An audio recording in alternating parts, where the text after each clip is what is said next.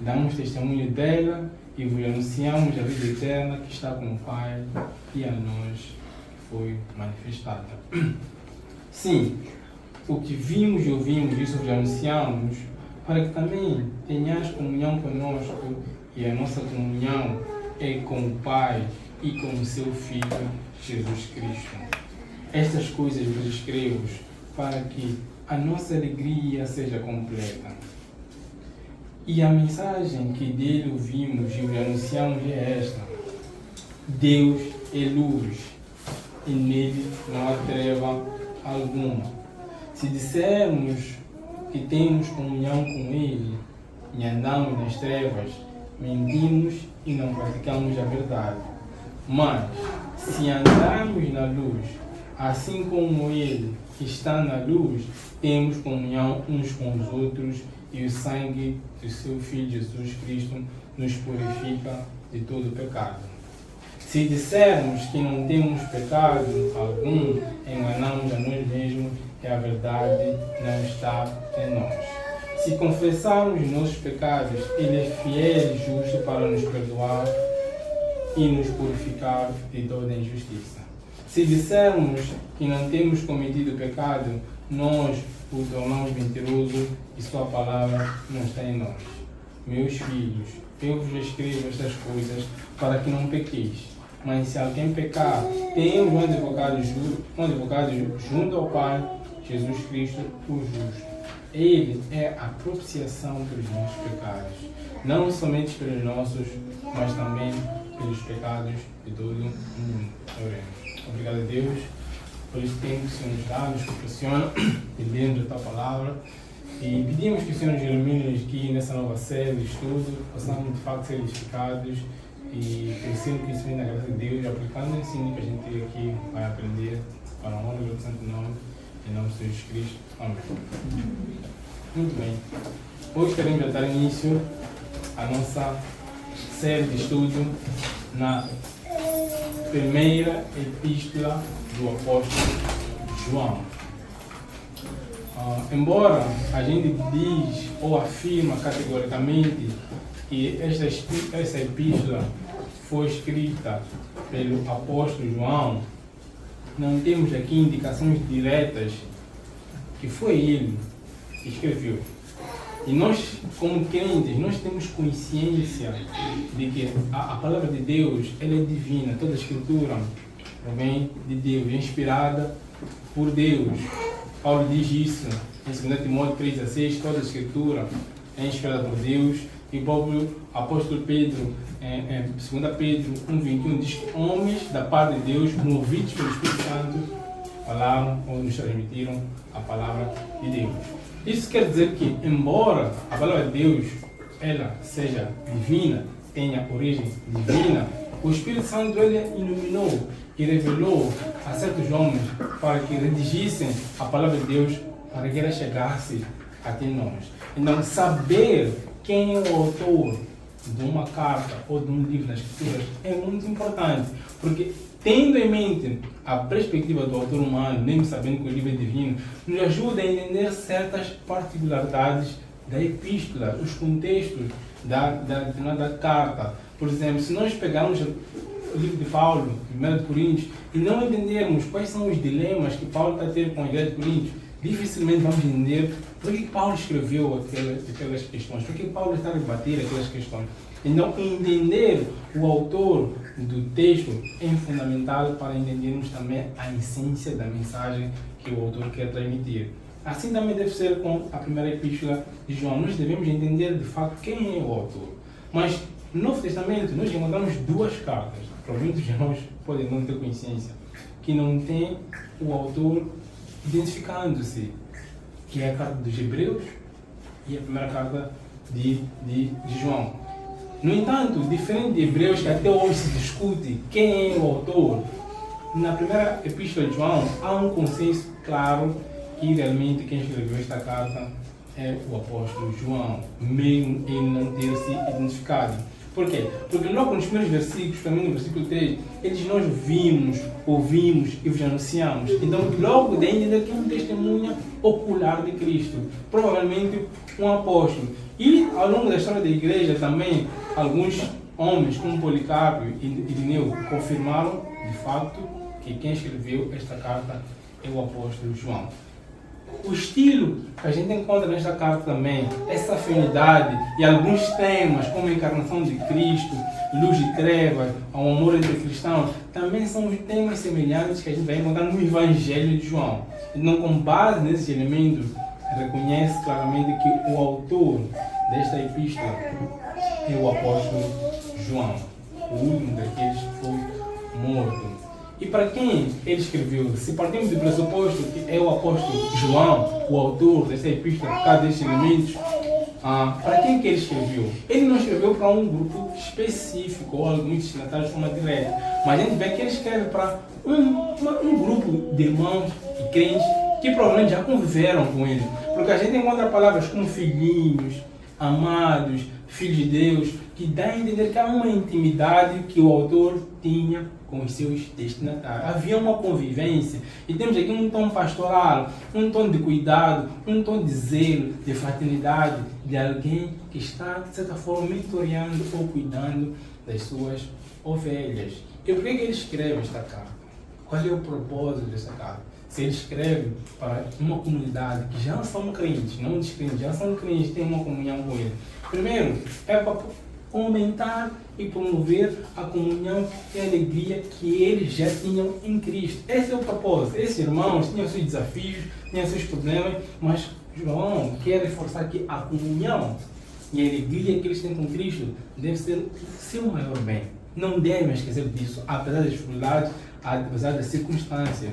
Mas também o apóstolo queria ajudar a igreja a combater o pecado no meio daquela comunidade. Provavelmente havia a comunidade que estava crescendo. Ele diz: essas coisas vos escrevo para que não pequeis, porque ele entende que provavelmente o pecado estava crescendo, apesar da comunhão e alegria que eles tinham em Cristo Jesus. O apóstolo João também queria que eles tivessem a certeza e convicção da sua salvação. Mais adiante vamos ver que ele diz: estas coisas eu escrevi para que saibais e que tendes a vida eterna. Ele quer mostrar que a vida eterna é algo que não vamos ter somente quando Cristo vier buscar a igreja, mas é algo que nós já temos no tempo presente. Mas há um outro problema que não está patente a nível do texto que nós lemos, que é o problema que vamos ler nos livros teológicos, que é o gnosticismo.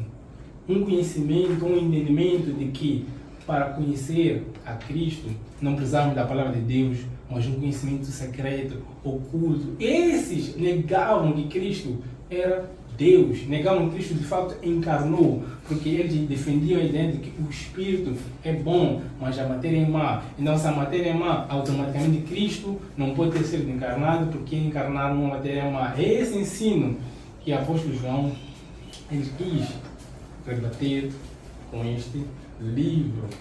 E algo que também se lê as introduções do livro de 1 João, que vão perceber, é que não existe um consenso de como é que nós podemos dividir e estruturar este livro. Há muitas divisões para este livro. Por quê? Por causa da forma como o apóstolo João fala. Ele toca um assunto, deixa esse assunto, fala outra coisa e volta. Então isso acaba dificultando mesmo aqueles que querem fazer uma divisão unânime no que diz respeito a este livro. Mas de certa forma nós podemos dividir esse livro em 4 partes. Que é a primeira parte do prólogo, a segunda parte fala de Deus como luz, e são as implicações disso. A terceira parte fala de Deus como um amor, e quais são as implicações disso. E por fim temos as conclusões. Então este livro, de forma breve, panorâmica, que trouxe, que nós vamos estar a estudar nos próximos dias, até terminarmos toda a exposição do mesmo, que compõe 5 capítulos. Então, para o dia de hoje, nós vamos ver, conforme nós lemos, dos versículos 1 a capítulo 2, versículo 2, que tem como tema Deus é luz e suas implicações morais e espirituais na vida do crente. Esse é o nosso tema de hoje. e vamos começar com um prólogo. O prólogo, que vai do versículo 1 a 4, tem como propósito nos introduzir essa carta, trazer o ensino principal dessa carta, mas de forma resumida, esse prólogo vem apontar para a pessoa do nosso Senhor Jesus Cristo. Isso é interessante porque também acabamos de sair do Evangelho de Marcos, que aponta para o Senhor Jesus Cristo. Mas estamos a entrar para a primeira carta de João e somos recordados novamente sobre a pessoa do nosso Senhor Jesus Cristo. Então, o apóstolo João começa a sua epístola não como uma epístola comum, onde ali a introdução do autor, uma saudação. Ele entra logo para o assunto direto e de suma importância para o cristianismo, a pessoa de Cristo. E quais são os benefícios de nós conhecermos a pessoa de Cristo? O João, o apóstolo João, nesse caso, ele entra logo com essa perspectiva, por causa do problema que estava acontecendo, que eu falei do gnosticiismo, que vinha negando que Cristo Jesus, ele encarnou, ele se fez carne, atribuíam vários adjetivos a Cristo como se fosse um fantasma, um espírito, seja o que for. João quer mostrar logo a priori que Jesus Cristo, ele é 100% Deus, mas também ele é 100% homem, que foi manifestado, palpável e histórico. E como é que o apóstolo João, ele quer mostrar de fato que Jesus Cristo era uma pessoa? Ele era Deus, diferente daquilo que era atribuído e anunciado acerca dele. O apóstolo João traz o testemunho encarnacional do nosso Jesus Cristo. Há um testemunho histórico, vivo, que Jesus Cristo foi uma pessoa, que Jesus Cristo encarnou, que Jesus Cristo viveu entre nós. Esse testemunho, ele, próprio, o apóstolo João, se coloca como um dos testemunhas oculares de que de fato Cristo foi uma pessoa que existiu no tempo histórico. Mas também não chama somente a ele, chama também os outros discípulos, outros apóstolos, para testificar de fato que Jesus realmente existiu. É uma pessoa, foi carne. O primeiro versículo diz: o que era desde o princípio, o que ouvimos, o que vimos com os nossos próprios olhos, o que contemplamos com as nossas mãos, apalpamos a respeito do verbo da vida. Então João começa a carta afirmando a eternidade e divindade do nosso Senhor Jesus Cristo. Ele diz o que era desde o princípio, mostrando que Cristo Jesus, ele não é coigual com a criação. Antes das coisas existirem, antes de Deus dizer haja luz, em Gênesis 1:1, o nosso Senhor Jesus Cristo, ele já existia, ele é eterno. E logo no início, nós vemos o paralelo daquilo que está no livro de Evangelho de João, que diz: no princípio era o verbo estava com Deus, o verbo era Deus e o verbo estava no princípio com Deus. Então, o apóstolo João, logo ao iniciar a sua carta, ele quer mostrar quem Jesus Cristo é. Primeiramente, Jesus Cristo é Deus, ele é eterno, não faz parte da criação, ele está acima da criação. Jesus não começou a existir no princípio, ele já era desde o princípio. Ele é o Criador, não parte da criação. Ele é a origem de todas as coisas, ele é pré-existente. Então, o apóstolo João começa assim, mostrando que Jesus Cristo, ele é Deus. Mas também, ele não fala somente da divindade do nosso Jesus Cristo. Ele fala que esse que era Deus, antes, na eternidade, se manifestou, tornou-se o Verbo. O Verbo se fez homem na história. Jesus não era apenas um fantasma, não era um espírito que andou entre as pessoas. Ele se fez carne. E por que ele afirma que Jesus Cristo é carne? Porque ele invoca os sentidos humanos. O ser humano conhece as coisas, ou percebe as coisas pelos sentidos, pelo tato, pela audição, pelo olfato. É preciso, nós ouvimos, nós vimos, nós tocamos. Então ele traz essa realidade de que Cristo foi uma pessoa. Eu vi, eu toquei, eu presenciei. Por isso, nós anunciamos a realidade, não aquilo que os gnósticos estavam aí a inventar. Mas ele não chama somente o seu testemunho, ele também chama o testemunho dos outros apóstolos como aqueles que são testemunhas oculares. Versículo 2 diz: e a vida se manifestou, e nós a vimos, e dela damos testemunho. E anunciamos a vocês a vida eterna que está com o Pai e nos foi manifestada. Então, o apóstolo João está tentando mostrar que é isso que ele está a anunciar. não é uma experiência pessoal, não é uma experiência individual, não é algo que ele está a inventar. Ele diz, nós a vimos e dela damos testemunho. Em Atos, quando o nosso Senhor Jesus ressuscita, diz para aqueles 120 esperarem ali, para que recebam o Santo Espírito de Deus, para que sejam testemunhas. São esses que João também chama como aqueles que viram a Cristo, testificaram de Cristo e anunciam a Cristo. Então, logo, esta carta inicia mostrando o que Jesus é. Jesus Cristo, ele é Deus. Há atributos que manifestam a sua divindade, mas também ele é um homem. E foi vivenciado, foi notório, foi tocado.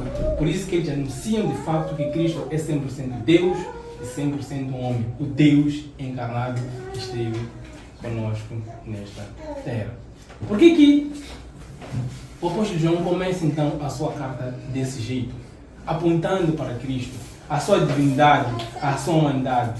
Porque há benefícios na vida do crente e na vida das pessoas que aceitam e vivem com base nessa realidade.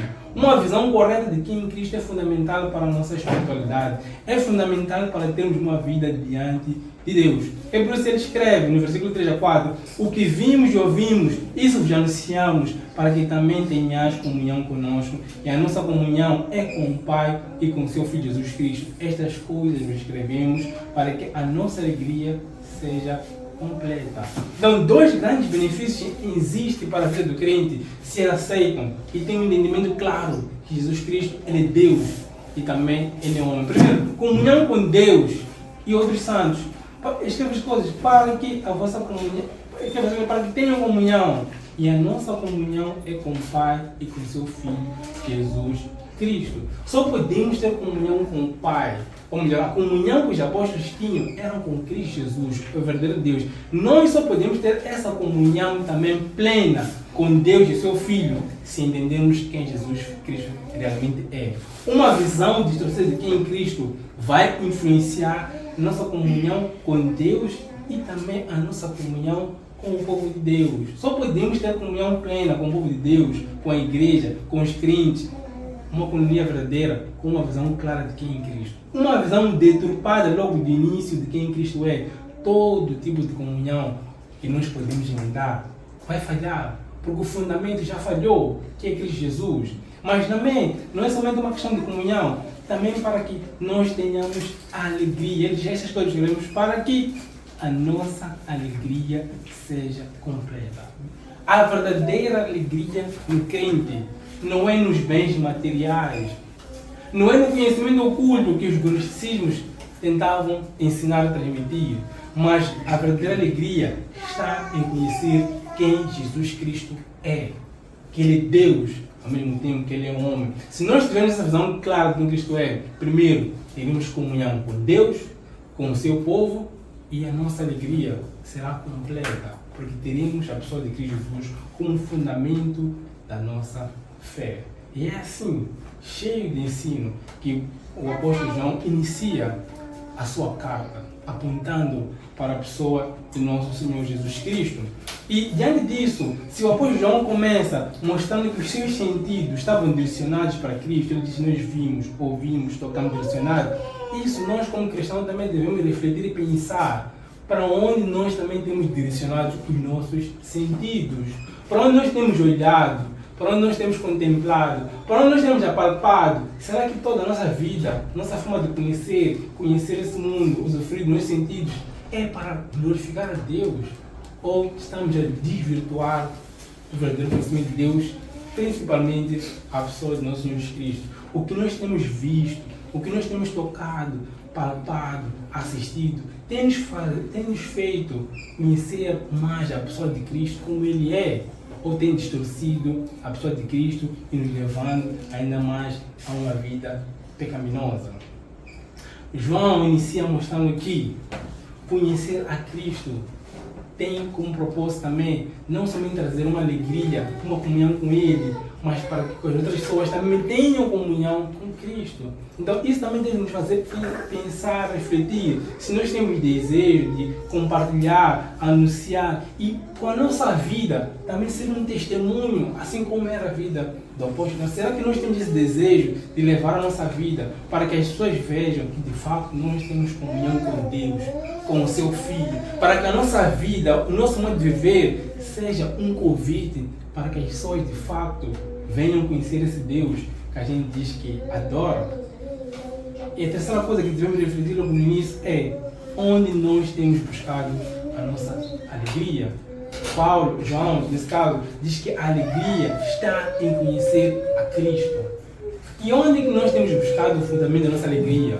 Naquilo que não temos, naquilo que não possuímos, naquilo que desejamos, nos nossos sonhos mal parados, ou em Cristo Jesus? Não que não devemos buscar ganhar muito naquilo que for necessário e pertinente, inclusive para servir melhor a Deus. Mas será que o fundamento da nossa vida, a alegria da nossa vida, está em Cristo ou está nas coisas terrenas deste mundo? É assim como o apóstolo João inicia a sua epístola, apontando para quem Cristo é e como é que nós podemos ter comunhão com Deus e, acima de tudo, ter alegria nele.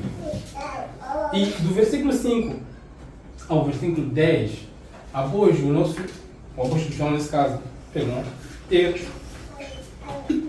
demonstrado quem Jesus é e o que significa conhecer de fato o nosso Senhor Jesus Cristo, ele traz-nos agora a mensagem que eles ouviram do nosso Senhor Jesus Cristo.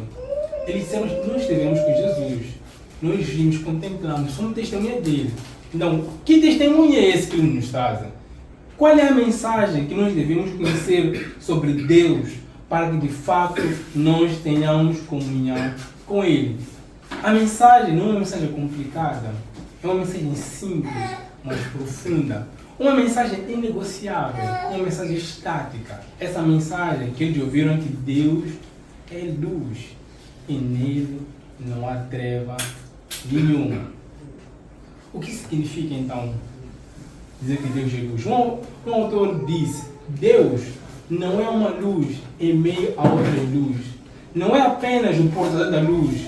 A luz não é apenas um atributo divino. Ele é luz em sua própria essência. Ainda que tenha criado luz, ele mesmo é luz não criada.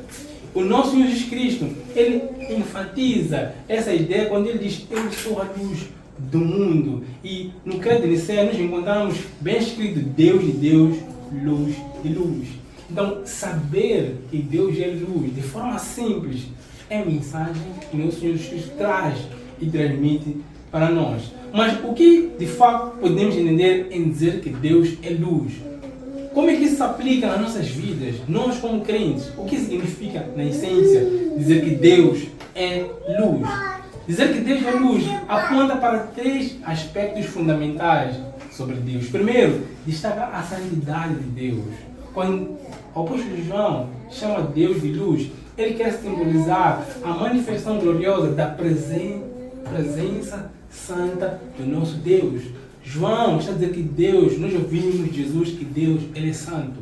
Isaías, quando esteve diante do trono de Deus, quando viu a manifestação da glória de Deus, viu que a glória de Deus era tanta que os anjos até cobriam as suas faces em virtude do radiar da glória de Deus. Então dizer que Deus é luz está a apontar para essa manifestação gloriosa, santa do nosso bom Deus. Mas essa santidade de Deus não deve ser apenas contemplada, ela é transformadora. Quando Moisés esteve 40 dias lá no monte, diante de Deus, recebendo os mandamentos, quando ele desceu, diz que a sua face brilhava, resplandecia. Por quê? Porque esteve diante da presença santa de Deus, do Deus que é luz. Então isso mostra claramente que nós conhecermos e sabermos que Deus é luz é sabermos e reconhecermos a santidade de Deus e vivermos em função disso. Deus é luz também aponta para a pureza de Deus, que é um Deus sem mancha, sem mácula, diferente de nós que somos pecadores. Tiago diz: toda boa dádiva, todo dom perfeito vem do alto, descendo do Pai das luzes, em quem não há mudança nem sombra de variação. Abacuque diz: tu és tão puro dos olhos que não podes contemplar o mal. Então dizer que Deus é luz é mostrar esse contraste que existe entre o homem e Deus. Nós somos pecadores, mas Deus é um Deus de luz. Dizer que Deus é luz, o terceiro aspecto, é mostrar que Deus é a verdade. É nele que podemos conhecer e ser instruídos mediante a palavra de Deus. O salmista clama: envia-me a tua luz e a tua verdade, e eles me guiarão. Mas adiante ele diz: a tua palavra é lâmpada para os meus pés e para os meus caminhos. E Cristo ele diz que ele é a verdadeira luz que vem para iluminar os homens. Então quando João diz que Deus é luz, ele está a destacar essas três verdades. Está a destacar que Deus ele é santo. Está a destacar que Deus ele é puro. Mas também está a destacar que Deus é a fonte de toda a verdade, todo o conhecimento que nós podemos ter. E é nele que podemos ser de facto instruídos. Por isso que aquele que de facto reconhece que Deus é luz, deve ser como Davi que clamou em Salmos 27, que diz: o Senhor é a minha luz, é a minha salvação, a quem temerei? O Senhor é a fortaleza da minha vida, a quem temerei? Essa é a consciência do cristão quando reconhece quem Cristo é e aceita a sua mensagem de que Deus é luz. Não há como nós estarmos diante de Deus sem reconhecer esses atributos: santidade, pureza e verdade. Então, qual é a visão que nós temos de Deus? Se nós não temos essa visão de Deus com base nisso que João está nos a transmitir, o testemunho ocular, aquele que esteve com Cristo, ouviu de Cristo, está nos a transmitir. Onde vamos buscar o conhecimento de Deus? Nos coxos, conforme o Fidel falou aqui no início, ou na palavra de Deus? Então é aqui onde nós devemos ir, de fato, para conhecer esse Deus que nos é anunciado por meio da palavra de Deus. Então, se Deus é luz, se nós como crentes já reconhecemos, logo, ele está construindo a teologia. Jesus Cristo, ele é Deus, 100% homem, 100% Deus, e nos deu uma mensagem que Deus é luz. Qual é a evidência que nós reconhecemos e vivemos com base nessa mensagem? Qual é a característica de fato Deus é luz em nossas vidas? Aqui ele mostra que aqueles que reconhecem que Deus é luz, primeiramente, têm comunhão com Deus. Essa comunhão com Deus implica andar nessa mesma luz e ter comunhão com o seu povo. Versículo 6 diz: se afirmamos que temos comunhão com Ele, mas andamos nas trevas, mentimos e não praticamos a verdade. Se, porém, andamos na luz, como Ele está na luz, temos comunhão uns com os outros, e o sangue de seu Filho nos purifica. Então, a comunhão aqui, conforme nós já dissemos categoricamente, é compartilhar da vida, o relacionamento íntimo, o relacionamento de aliança.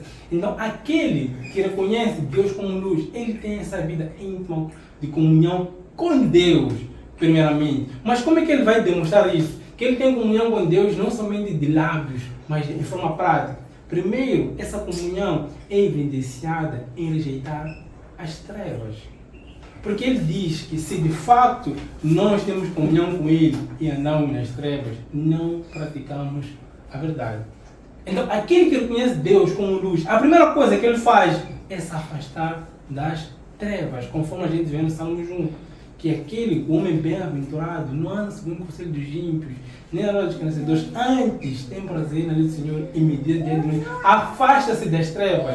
Esse é o primeiro elemento. Se eu conheço Deus, eu conheço a Cristo Jesus como meu Senhor Salvador, os caminhos anteriores, conforme me meteram pela Bíblia Dominical, devem ser abandonados.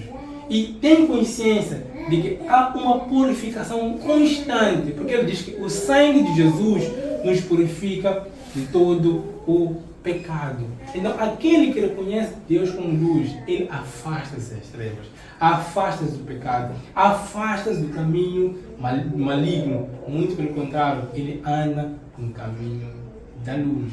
E quando nós vamos para a Bíblia, encontramos exemplos de pessoas que andaram, de facto, nas trevas e pessoas que andaram na luz. Por exemplo, logo no início, no livro de Gênesis, ouvimos falar de Enoque. A Bíblia diz que Enoque andou com Deus. Ele andou com Deus de tal modo que tinha comunhão com Deus que ele não experimentou a morte. Enoque não morreu, como vai acontecer provavelmente com todos nós aqui. Por quê? Porque ele tinha uma comunhão íntima com Deus. Mas também a gente vai ver Davi, que embora ele tenha pecado, é reconhecido como um homem segundo o coração de Deus. Por quê? Porque mesmo dentro do pecado, arrependeu-se e buscou restauração. Embora ele temporariamente andou nas trevas, arrependeu-se e buscou o caminho da luz. Nós temos um exemplo negativo. Saul, o rei escolhido, mas quis fazer as coisas segundo os seus próprios caminhos. Quis andar nos seus caminhos e, como consequência, perdeu o reinado e a presença de Deus. Temos Judas, que andou 3 anos com o nosso Senhor Jesus Cristo. Aprendeu dele, mas no fim escolheu o caminho das trevas. Então, nós como crentes devemos andar na presença de Deus, evitando a luz. Não deve ser algo somente teórico, deve ser algo prático, algo que vai se manifestar nos frutos e na forma como nós vamos viver. Essa é a primeira implicação daqueles que reconhecem Deus como luz. Afastam-se do caminho das trevas e andam no caminho da luz. O segundo aspecto é que ter comunhão com Deus da luz implica reconhecer o nosso estado pecaminoso. O versículo 8 diz: se confessarmos que estamos em pecado, enganamos a nós mesmos e a verdade não está em nós. O crente, ele precisa reconhecer que é pecador diante de Deus. Se está diante de Deus da luz, ele tem que reconhecer o contraste, que enquanto Deus é luz, ele é pecador. E diante disso, não deve esconder essa face diante de Deus. Quando a gente vai nas Escrituras, todos aqueles que tiveram um encontro com Deus de forma pessoal, ao ver a glória de Deus, ao ver a luz de Deus, eles reconheceram categoricamente que são pecadores. Novamente, Isaías, quando esteve diante do trono de Deus, ele diz: ai de mim, porque sou um homem de lábios impuros e habito no meio de povo de lábios impuros. Quando Jesus foi ter com Pedro, quando Pedro estava tentando pescar e teve uma pesca milagrosa, Pedro logo disse: Senhor, afaste-se de mim, porque sou um pecador. Então João quer quebrar essa ilusão que existe às vezes na mente humana de que nós não somos pecadores, onde achamos que o pecado é aquilo que somente fazemos, mas negamos a nossa natureza intrínseca de que somos pecadores. Muitos acabam confiando na sua autojustiça, confiando na sua moralidade, confiando na sua religiosidade, mas Cristo nos lembra, através do Evangelho, que Ele não veio chamar justos, mas pecadores.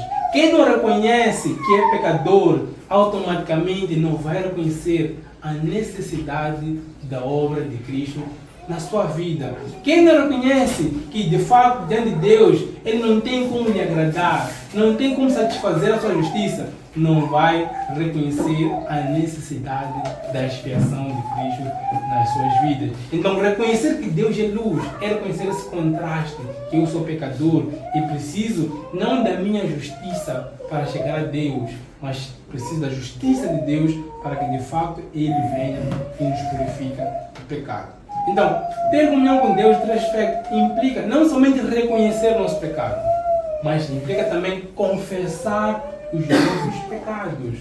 Versículo 9 a 10 diz: se confessarmos os nossos pecados, Ele é fiel e justo para perdoar os nossos pecados e nos purificar de toda justiça. Se afirmamos que não temos cometido pecado, fazemos de Deus um mentiroso e a sua palavra não está em nós.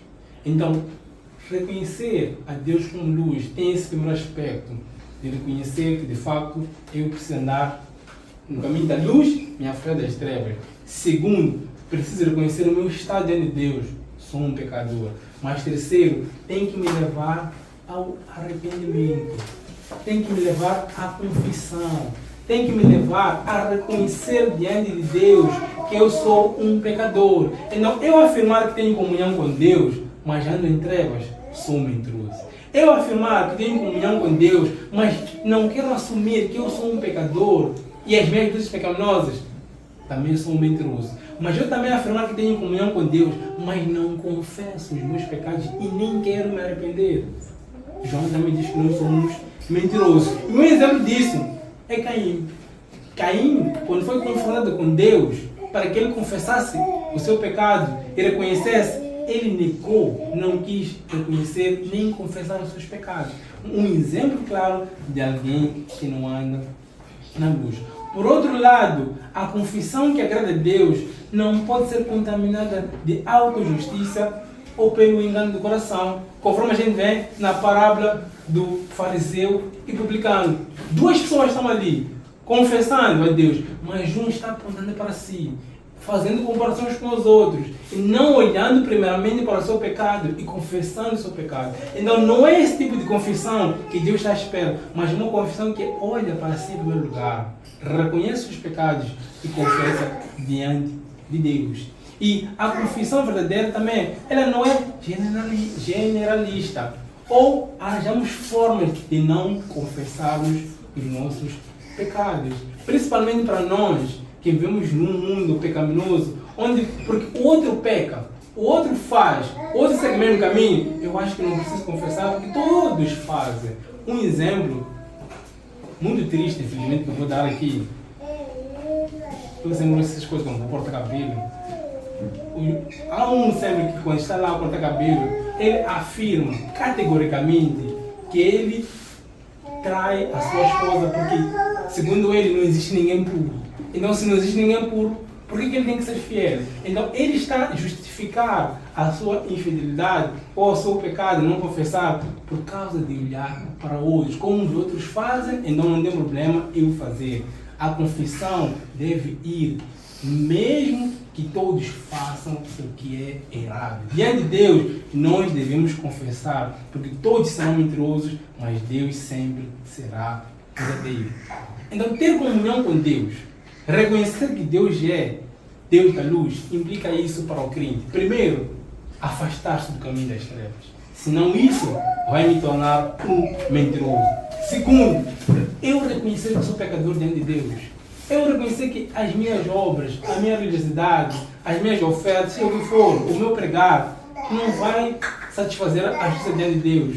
Precisa da justiça do outro. E terceiro, isso tem que me levar a confessar diante de Deus. Porque se eu não confessar, a Bíblia diz que estou fazendo de Deus mentiroso. Não somente eu estou sendo mentiroso em afirmar ter comunhão com Deus, enquanto eu não tenho, mas também estou fazendo Deus mentiroso, porque estou anunciando um Deus diferente daquele que está na Bíblia, confessando a Deus enquanto de fato não vive em conformidade com Deus.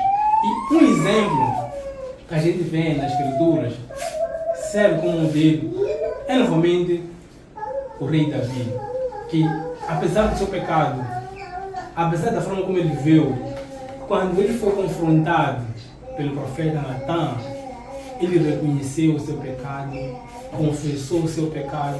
A gente vai ver isso nos salmos que ele escreveu, mostrando de fato esse reencontro, essa restauração que ele teve com Deus da luz. O apóstolo João não quer dizer que aquele que é cristão não vai pecar, não vai falhar, mas se ele de fato tem comunhão com Deus, os seus caminhos, as suas atitudes, a forma como ele se relaciona com o pecado, a forma como ele se relaciona com o povo de Deus, a forma como ele se relaciona com a confissão dos pecados, é totalmente diferente daquele que somente diz eu creio em Deus de boca para fora. Diante disso, nessa segunda parte, devemos refletir, pensar e reavaliar como é que está o nosso relacionamento com esse Deus da luz. Nós afirmamos que temos esse relacionamento com esse Deus da luz de boca para fora.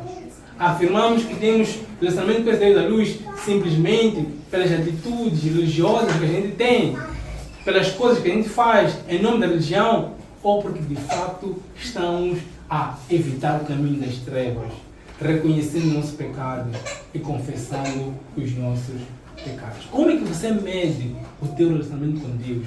É em função daquilo que você é e faz, ou em função daquilo que Deus tem feito e tem dado frutos em sua vida? E, acima de tudo, devemos refletir também como é que temos lidado com o pecado em nossa vida. Será que assumimos pecado como algo natural para nós? Até recusamos em nos arrepender, afirmando que eu sou assim. nasci assim, ninguém vai mudar? Ou somos pessoas que deixam que a palavra de Deus entre, penetre, nos convença e nos transforme a mudar, a andar conforme Deus assim estabeleceu?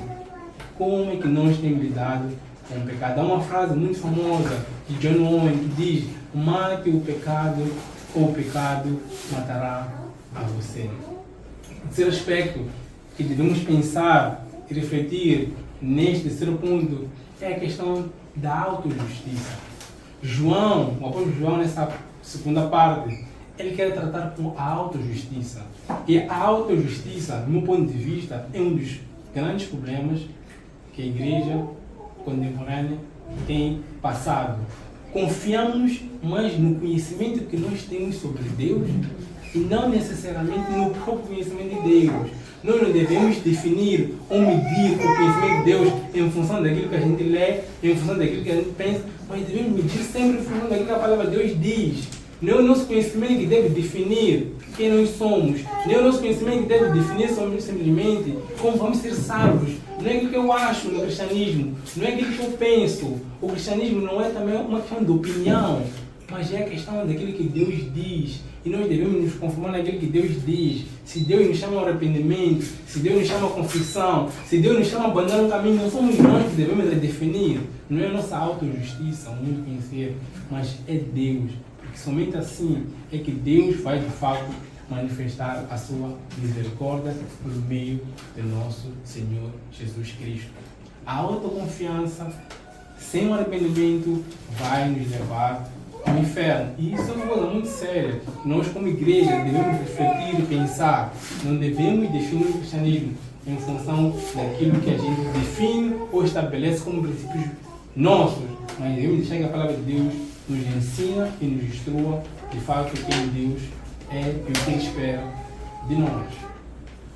E o apóstolo João termina essa sessão começando primeiro mostrando quem Jesus Cristo é. Nós vimos, Ele é Deus, 100% Deus, 100% homem. Depois ele anuncia a mensagem de Cristo, que Deus é luz, e qual é a implicação disso.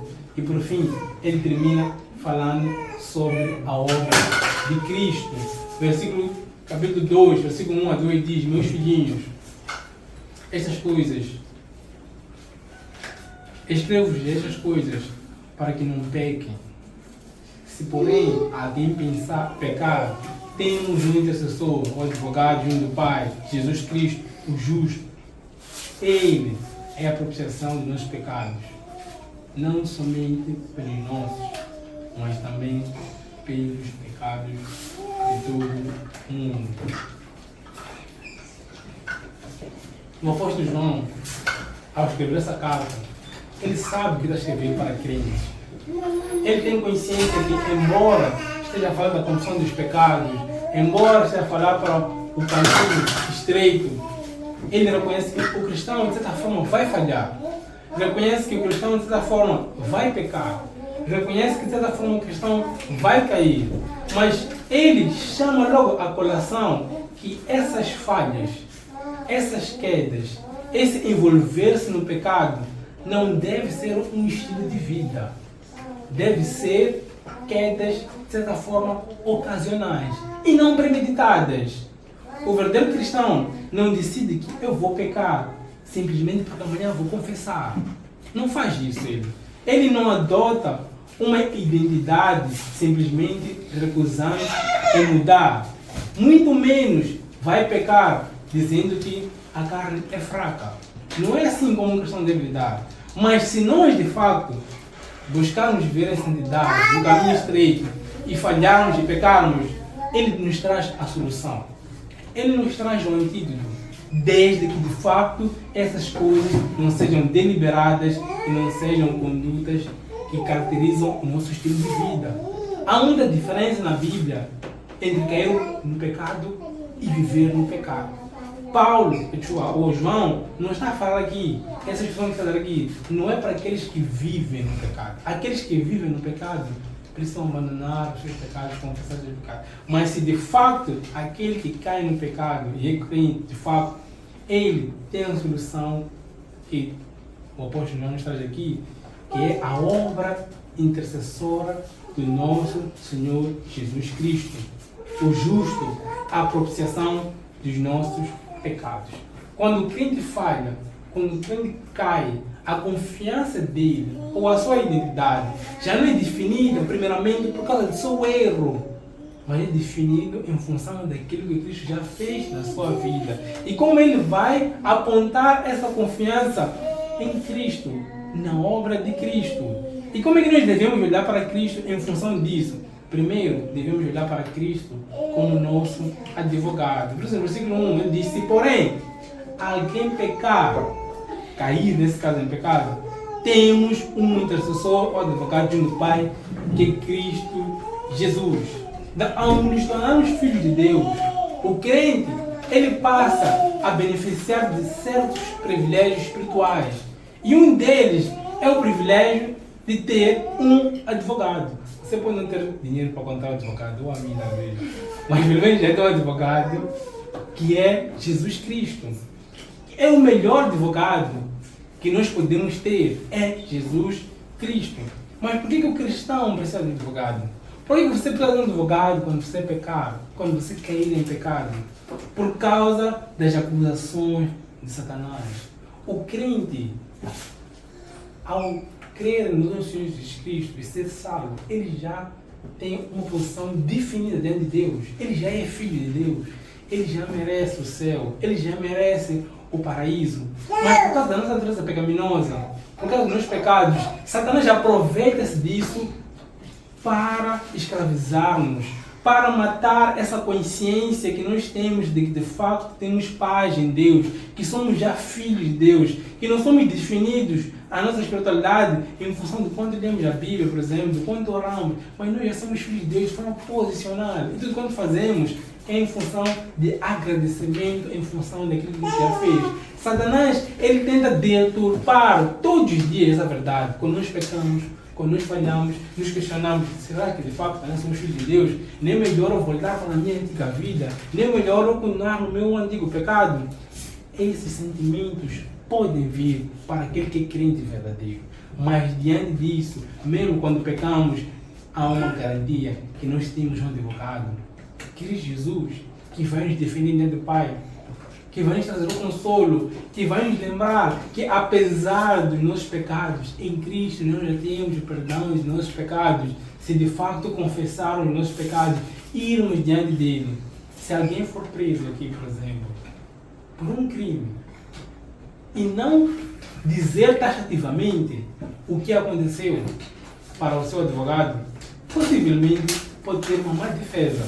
Mas em Cristo, mesmo que a gente não diga, de certa forma, ele nos conhece, ele é o nosso intermediário, ele é o nosso mediador, e ele pode clamar diante do Pai e mostrar que de fato, por causa da sua obra, nós já temos acesso ao Pai, somos filhos de Deus e Satanás já foi derrotado. Esse é um privilégio que somente os filhos de Deus têm, ter a Cristo como seu advogado. Mas não somente temos a Cristo como seu advogado, temos a Cristo como a propiciação pelos nossos pecados. O versículo 2 diz: Ele é a propiciação dos nossos pecados. E não somente pelos nossos, mas também pelos pecados do mundo. Naquela falando de propiciação, quando falamos de propiciação, eu vou explicar, estamos falando da obra que Cristo fez para que de fato nós pudéssemos ter a purificação e perdão de nossos pecados.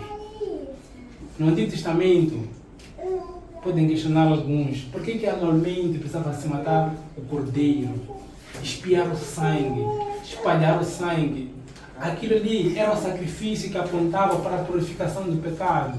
Mas aquele cordeiro, o sangue daquele cordeiro, era algo temporário. Porque tinha que apontar para um homem. O homem que pecou. O homem que tem que pagar a penalidade do pecado. Mas quem é esse homem que é puro o suficiente para aspergir um sangue puro, para que Deus de fato pudesse nos perdoar? É onde anda Cristo. Cristo mesmo sendo nosso advogado, Cristo não somente nos defende diante de Deus, mas Ele toma o nosso lugar. Eu não sei se eu, por exemplo, se for me defender alguém e alguém for condenado, 24 anos, pena máxima 30 anos, eu digo a ele, vai para casa, eu vou cumprir em seu lugar.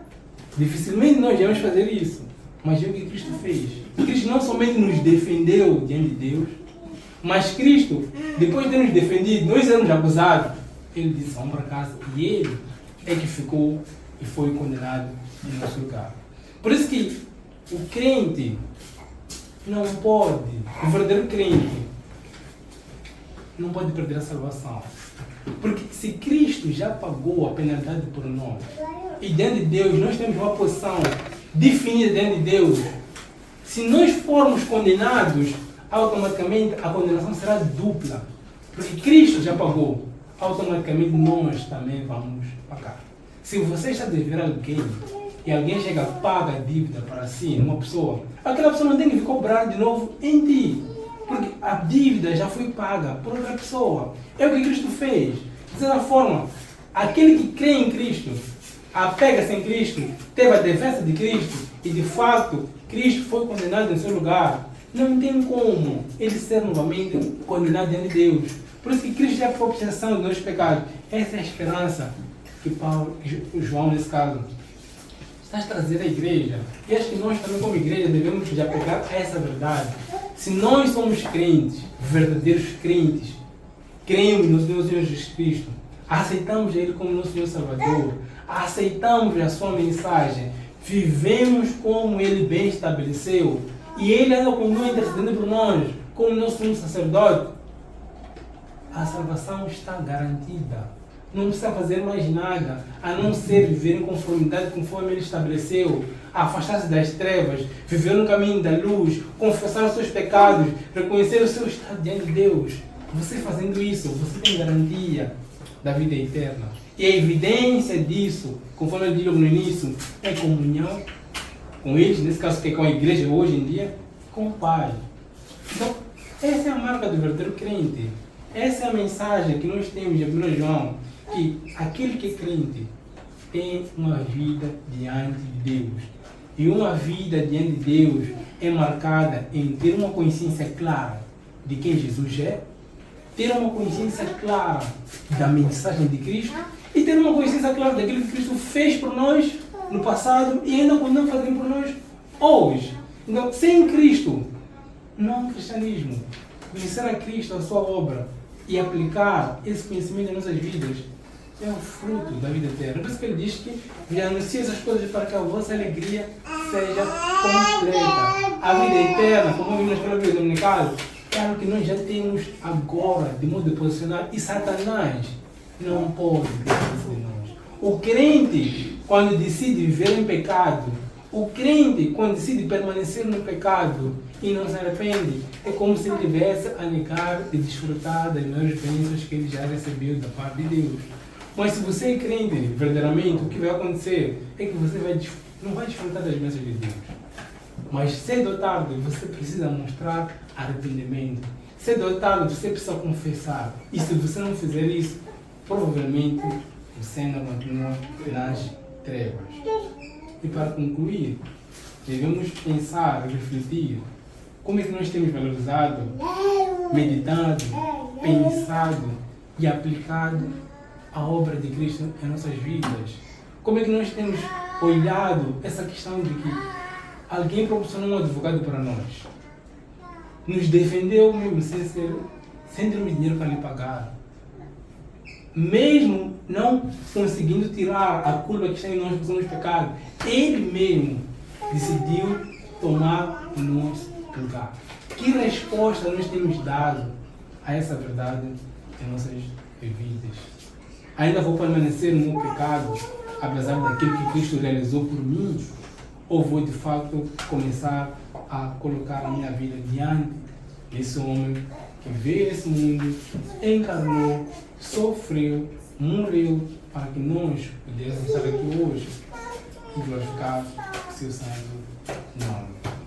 Então, assim como Paulo, eu espero que nós como igreja, de fato, conheçamos esse Cristo, conforme ele diz no prólogo, tenhamos comunhão com Ele, não somente com Ele, e também com o seu povo, e que Deus seja glorificado. Amém? Teremos orar. Santo Deus e Pai do nosso Senhor Jesus Cristo, obrigado por este tempo que o Senhor nos proporciona. E vamos pensar e meditar na Tua Palavra. Nesse texto, logo no início, começa de uma forma muito poderosa, marcante, apontando para a pessoa de Cristo Jesus. Começa com Cristo, com a sua mensagem, com a sua obra, Pai. Esse é o fundamento da vida cristã, a pessoa do nosso Senhor Jesus Cristo, que aponta para si. Ajuda-nos, ó Pai, a entender de forma clara que a salvação não é algo que se consegue por obras, por méritos, por uma religiosidade, mas é algo que está alicerçado somente em Cristo. Somos chamados a crer e somos chamados a viver em conformidade com aquilo que Ele estabeleceu. Que isso seja a evidência clara que realmente somos salvos, que cremos no Senhor Jesus Cristo, que queremos viver uma vida diante de Deus e que esses frutos sejam evidentes na transformação das nossas vidas, da nossa família, da nossa sociedade, da nossa igreja, em tudo onde podemos ver e contemplar a sua obra, Pai. Ajude-nos, ó Pai, nesse momento de exposição, através deste livro, que seja um livro impactante, que seja um livro que de facto possa nos instruir, possa nos mudar e que a sua igreja possa crescer de modo saudável, Pai. Quero orar e agradecer em nome do Senhor Jesus Cristo. Amém.